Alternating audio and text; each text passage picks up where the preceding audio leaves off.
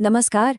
आज हम एक ऐसे विषय पर बात करने वाले हैं जो सुनने में तो किसी महाकाव्य जैसा लगता है, लेकिन ये युद्ध किसी मैदान पर नहीं बल्कि सीधे हमारे भीतर, हमारे मन में चल रहा है। ये विश्लेषण एक ऐसी प्राचीन कथा से जुड़ा है जो बहुत ही स्पष्ट रूप से दिखाती है कि उलझन और कन्फ्यूजन कैसे घेर लेती है और सबसे जरूरी बात, उससे बाहर कैसे निकला जाए। तो चलिए, बिना किसी देरी के इस गहरे सफर की शुरुआत करते हैं। शुरुआत एक बेहद इंटरेस्टिंग सवाल से करते हैं। दुनिया के सबसे ताकतवर, सबसे महान योद्धा को आखिर हराता कौन है? क्या वो दुश्मन की सेना है, हथियारों की कमी है, या फिर कुछ और ही बात है जो भीतर कहीं छुपी हुई है? ये एक ऐसा सवाल है जिसने सदियों से बड़े बड़े दार्शनिकों को सोचने पर मजबूर किया है, और आज का ये विश्लेषण इसी सवाल का जवाब पेश करता है। यकीन मानिए, इसका जवाब सच में चौंका देने वाला है। आते हैं अपने पहले पॉइंट पर, शक्ति और उलझन, यानी पावर और एक कंफ्यूज्ड माइंड। महाभारत के उस विशाल बैटल ग्राउंड की कल्पना कीजिए। एकदम ड्रामेटिक माहौल है, सुनहरी धूप बिखरी है और मैदान के बीचों बीच खड़े हैं अर्जुन, अपने समय के सबसे महान, सबसे स्किल्ड योद्धा। उनकी शारीरिक ताकत और क्षमता का कोई मुकाबला ही नहीं था। उनका नाम सुनकर ही दुश्मन कांप उठते थे। लेकिन मुद्दा ये है कि क्या ऐसी असाधारण ताकत सच में उस वक्त काफी थी? यहाँ सामने आती है एक कड़वी सच्चाई, एक बड़ा पैराडॉक्स। दुनिया का सबसे ताकतवर इंसान भी एकदम हेल्पलेस और कमजोर हो जाता है जब उसका दिमाग उलझन में फंस जाए। अर्जुन के पास विशाल शक्ति थी, बेस्ट अस्त्र थे, लेकिन भीतर चल रहे उस सेल्फ डाउट और कन्फ्यूजन ने उन्हें प्रैक्टिकली निर्बल बना दिया था।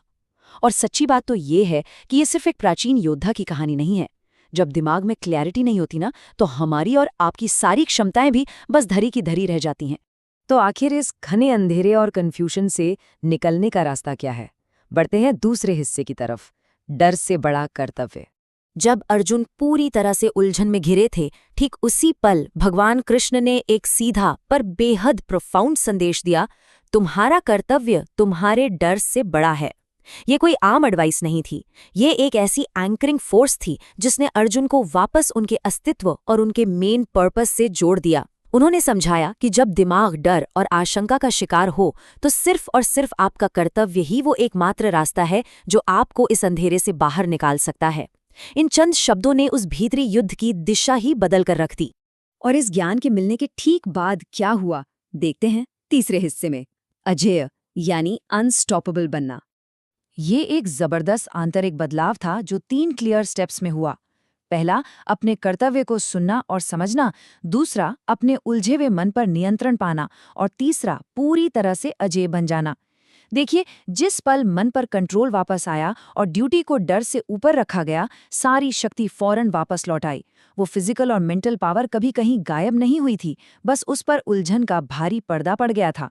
जैसे वो पर्दा हटा, शक्ति अपने असली रूप में लौट आई। तो इन सब बातों का निचोड़ क्या निकलता है? आते हैं चौथे और आखिरी हिस्से पर, सबसे बड़ा दुश्मन। सबसे जरूरी बात जो इस प्राचीन युद्ध से सीखने को मिलती है, वो ये है कि असफलता और आत्मसंदेह यानी फेलियर और सेल्फ डाउट में जमीन आसमान का अंतर है। हमारा सबसे बड़ा दुश्मन असफलता कभी नहीं होती, बल्कि हमारा खुद का आत्मसंदेह होता है। असफलता तो बस एक बाहरी इवेंट है, एक सिचुएशन है जो आएगी और चली जाएगी। लेकिन खुद पर शक करना, ये एक ऐसी स्टेट है जो दिमाग को पूरी तरह पैरालाइज कर देती है। अर्जुन का असल दुश्मन सामने खड़ी सेना नहीं, बल्कि उनके अंदर का डाउट था। जैसे ही सेल्फ डाउट दूर होता है, फेलियर का डर भी ऑटोमैटिकली चला जाता है। तो इस विश्लेषण को समाप्त करते हुए एक आखिरी और बेहद जरूरी सवाल, अगर आत्मसंदेह ही हमारा सबसे बड़ा दुश्मन है, तो उस दुश्मन को हराने के लिए आज किस कर्तव्य को अपनाना चाहिए? ये एक ऐसा सवाल है जिसका जवाब हम सबको अपने भीतर खुद तलाशना होगा। जब भी दिमाग उलझे, बस अपने कर्तव्य को पहचानिए और इस भीतरी युद्ध क्षेत्र पर जीत हासिल कीजिए। इस चर्चा में साथ जुड़ने के लिए बहुत बहुत शुक्रिया।